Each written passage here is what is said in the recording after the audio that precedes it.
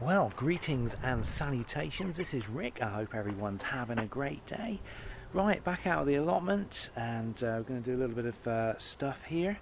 And I thought before I get started, I just want to show you. Finally got the window tinting on the van windows, and I think it looks quite good actually. Quite impressed with it. And it went on. It was a bit of a nightmare to put on, but. Quite happy with it. And the thing is, when you look in, all you see is your own reflection. It's very sort of private, but when you actually go inside, it's very slightly darker in here, but the beauty of it is you can see outside with no problems, and it's just, you know, I've really got some decent privacy in here now, so I'm quite happy about that. Anyway, right, on with the allotment video.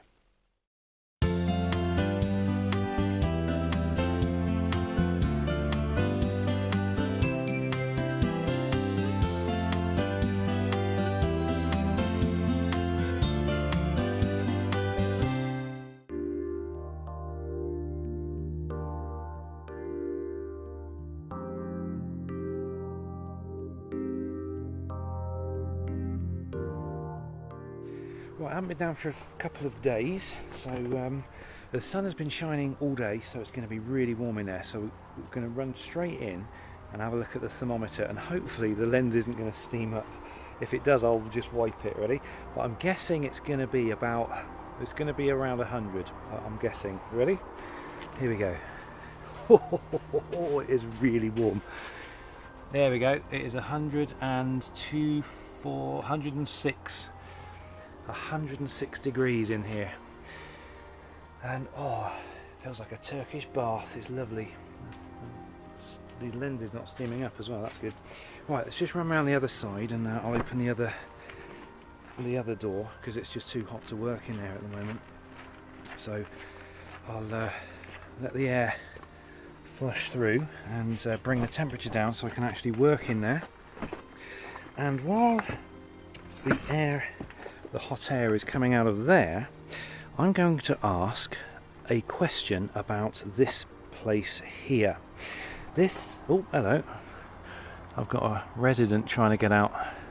He's stuck in the shed. I will find his way out in a minute. Right. I'm trying to figure out what to do with this corner. Now, this is obviously, you know, sort of the shape of the allotment and the layout and everything. This is my allotment up to this boundary. This is next door's allotment.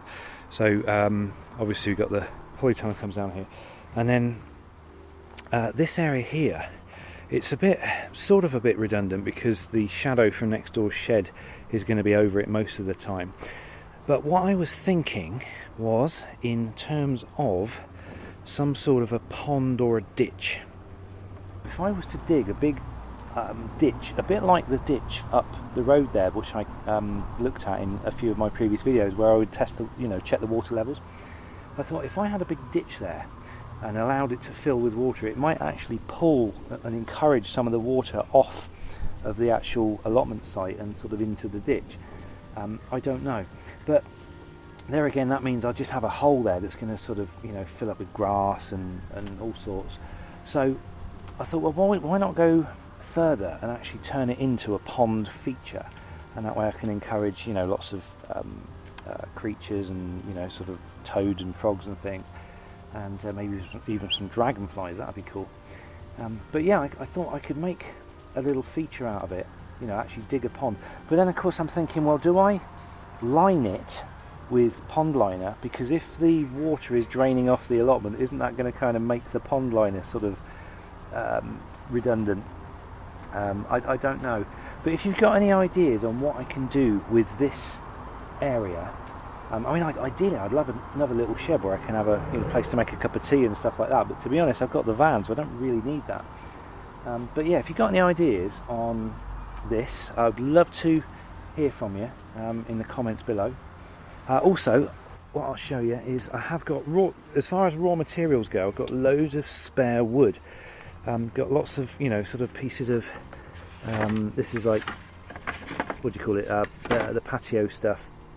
I've got quite a bit of that stuff there, so I could sort of use that to incorporate somehow into a pond. I mean, basically what I'm thinking is if I have just a big hole there, it's going to still end up being really overgrown and horrible. But if I kind of control it a little bit somehow, I don't know. But if you've got any thoughts, do feel free to let me know.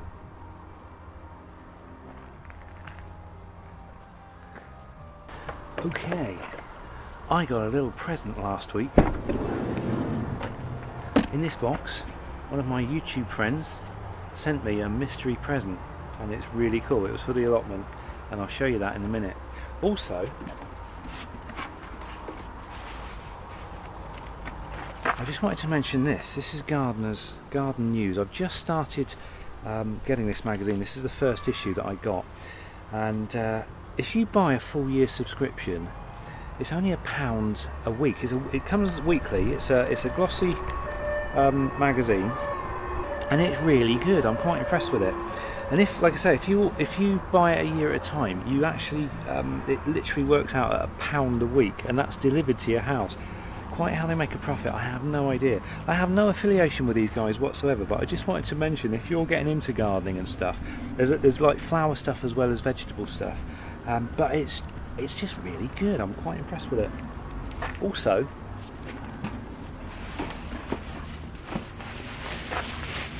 in my first edition of Gardener's News, I actually got 2 free packets of seeds, so yeah, I'm quite pleased with that, and I'm going to be planting these today, well, one of them today. Anyway, I'll come back to that in a minute. Right, the polytunnel temperature has now dropped. We're back down to, only 90. So it's much cooler in here now. So I'll show you what's been going on. The grapes, now I've taken a bit of advice on the grapes. There's loads of them, and they're all over the place. Now I have actually trimmed a load of them back. I've actually trimmed off a load of these, and there's still loads going on here, so I think I need to trim those down some more. Basically these ones like this, I'm just basically taking them off because obviously the plant has only got so much energy. So if you have like thousands and thousands of grapes, they're all going to be like pea sized, but from what I've read up, if you chop them away so you've only really got a few bunches, then the plant can put most of its energy into those, and you should get some really high quality grapes. So that's what I shall be doing shortly today.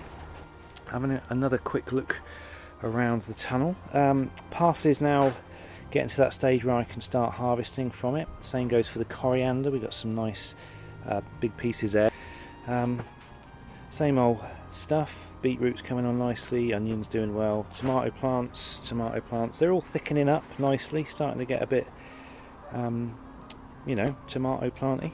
The salad leaves have started coming up, and we've reached a stage now I can actually start harvesting. The other salad leaves over here, they're all pretty much all gone over now. Although saying that, I must admit, these flowers, you can actually eat these flowers and they're very nice. So I think what I'll do is I'll have a final harvest, and then I'm going to clear this and then decide what else I'm going to grow in it. Kale, same again, it's growing up nicely. I'm still working on thinning it out. I shall obviously thin out some more today, although I think I've still got some at home from my last time. I'm actually getting to the point now where I've got quite an excess of it. Now what I did do, I've been giving some away to my neighbours as well. They've been planting it, and I think what I might do is plant a load of them up here, because I haven't really got any plans for stuff here this year. So I've already put 3 in the ground, or 4 in the ground.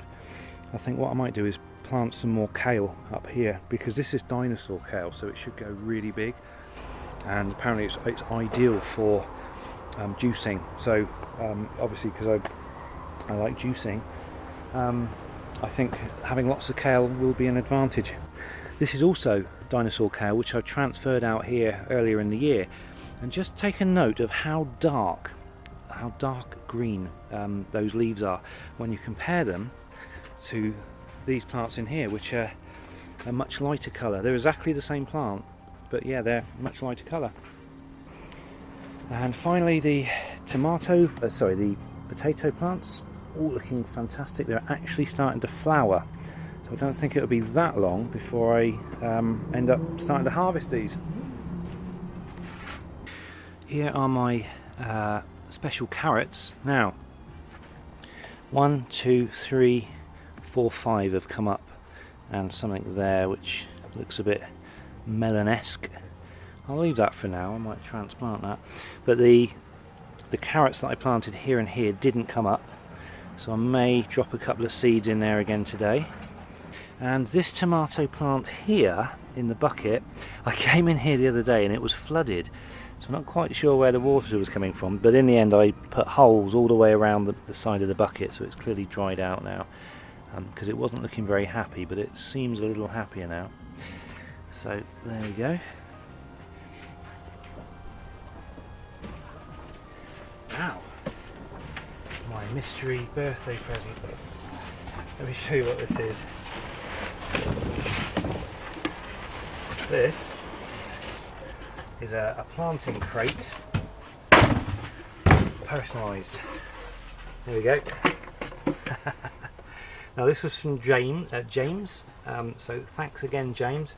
This is fantastic. I'm actually going to plant this up today, and I've actually got some instructions just to make sure that I do it right. But yeah, it comes with a liner, and obviously it's just a case of lining it, punching holes in the liner, and then planting it up. Now I've decided, rather than put vegetables in here, I thought it would be good to put something that looks nice, like some flowers. Now those free seeds that I got from that catalogue just so happen to be these really nice yellow flowers.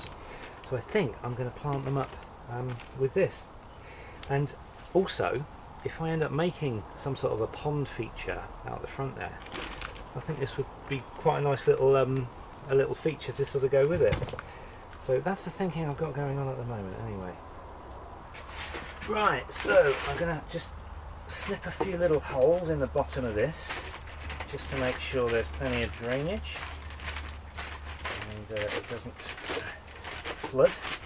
Now also, I've been advised that it may not be strong enough if I fill this completely with soil. It might not be strong enough to take the weight with these bottom rungs, because they're only nailed in. So what I'm going to do is I'm going to put some ballast at the bottom, and I'm going to use this this hydraulica, or hydraulica, which is this stuff, which is the stuff that I used for the hydroponics. There we go.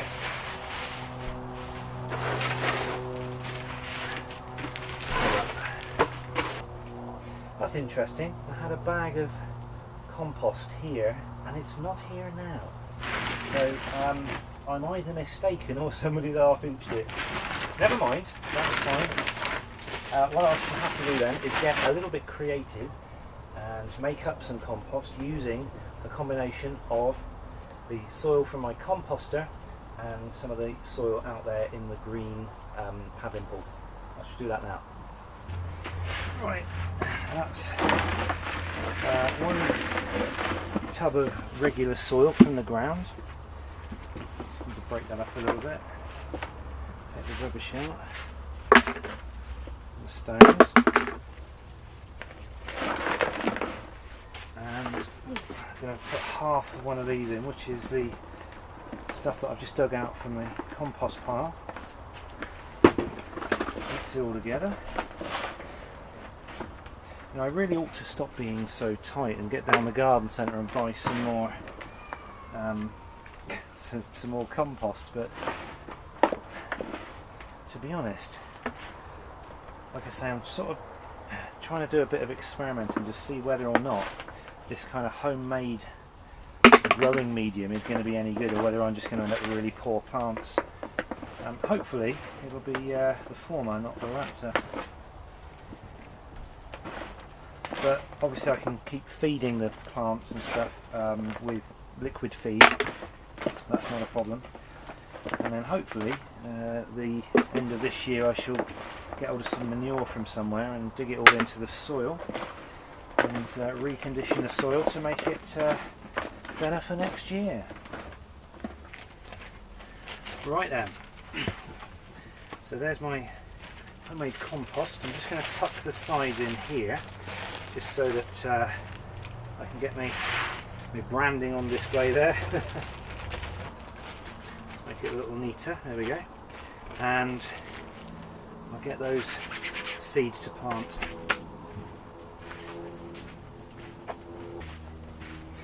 Okay, here we are. This is called the Rudbeckia marmalade, a half-hardy perennial, best grown as a half-hardy annual. Okay, large, shimmering, very weather-tolerant flowers, versatile plants for large pots, borders, or cuttings. So we've got a plant them 1/4 of an inch deep. So if I put some little drills there.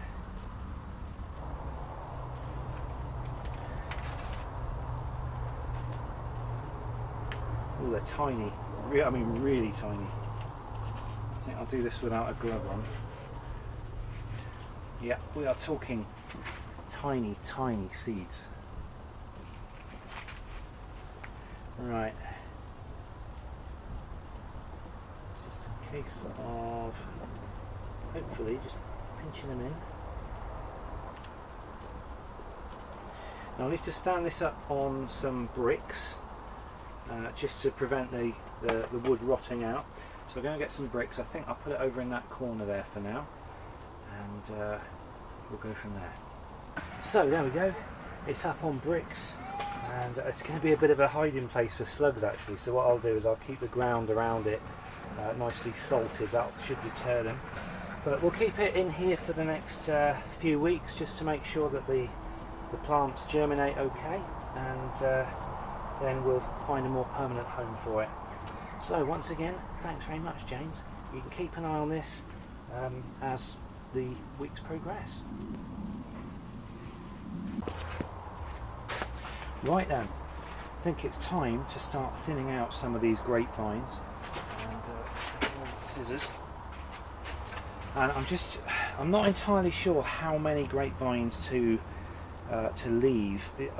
From what I've read, it's not that many. Obviously the fewer that you leave, the more grape-like they're going to be. You know, the more they're going to be like the things you see at the local supermarket. But obviously I'm a bit reluctant to trim them back too much.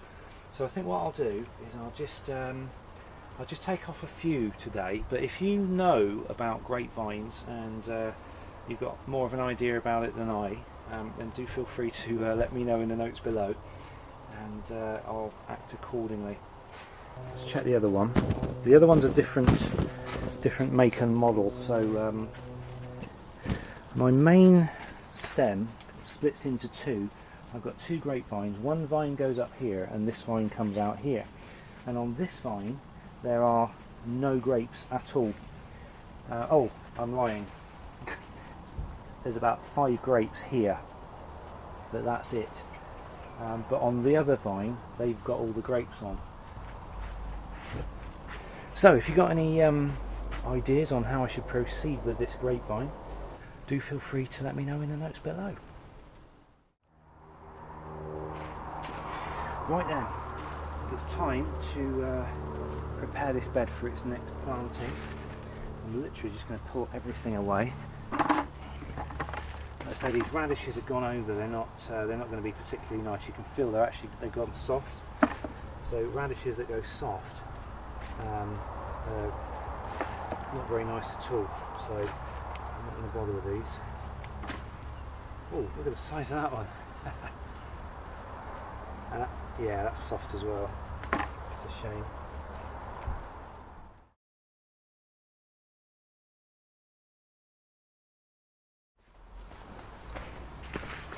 This is a standard garden hoe, but what I've done is with a file I've given it a knife edge, and by doing this was a tip that my brother gave me.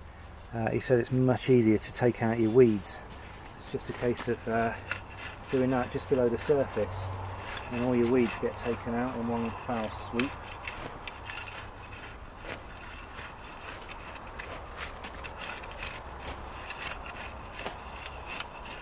Pretty effective.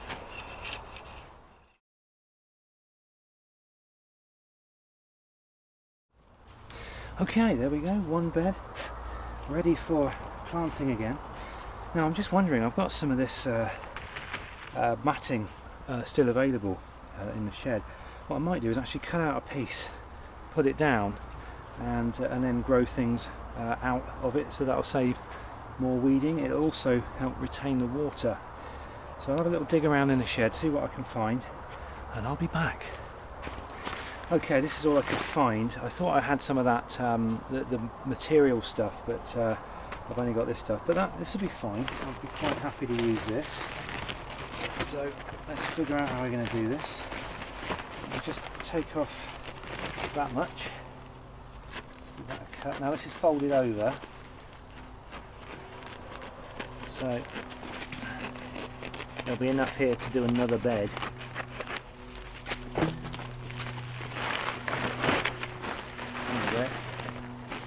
So let's just chop that off at the fold.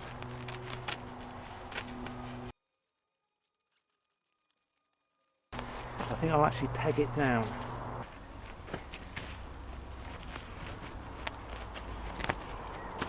It's got some basic, I think these are 1, 2, 3, 4-inch pegs. And,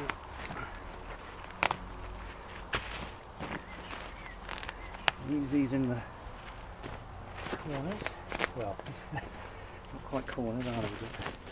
I'm not. Right then, I've decided I will go for tomato plants. Let's go for it, shall we? Let's go wild. Drop him in there and fill him in.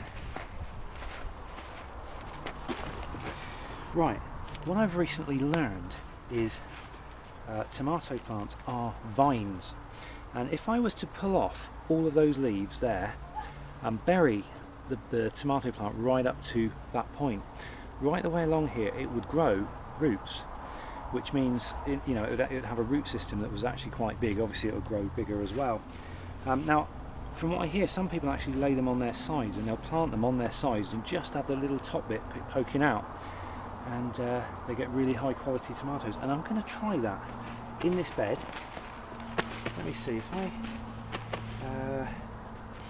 let me just cut along like so. So instead of digging a hole, I'm going to dig a trench.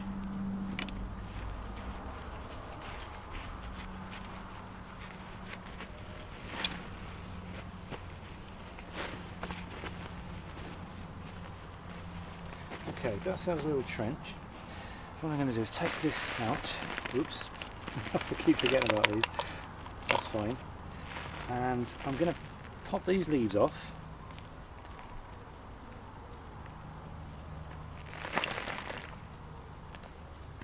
So I just end up with, let me think, I'll just end up with that, okay? So I've got all these leaves off the edge there, and I'm going to plant it on its side. Bury it in.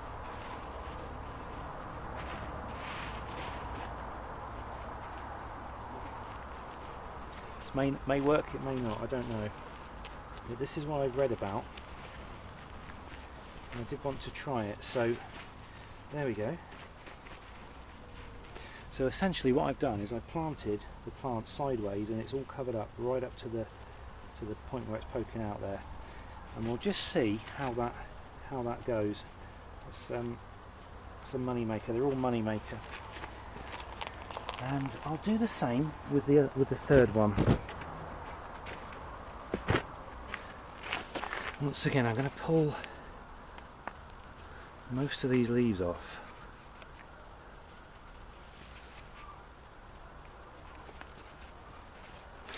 And then I'm going to bury it right up to there.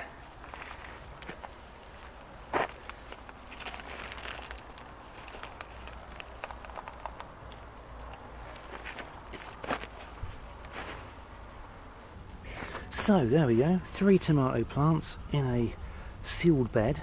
It's kind of like a big fat grow bag if you think about it. Let's see how they do.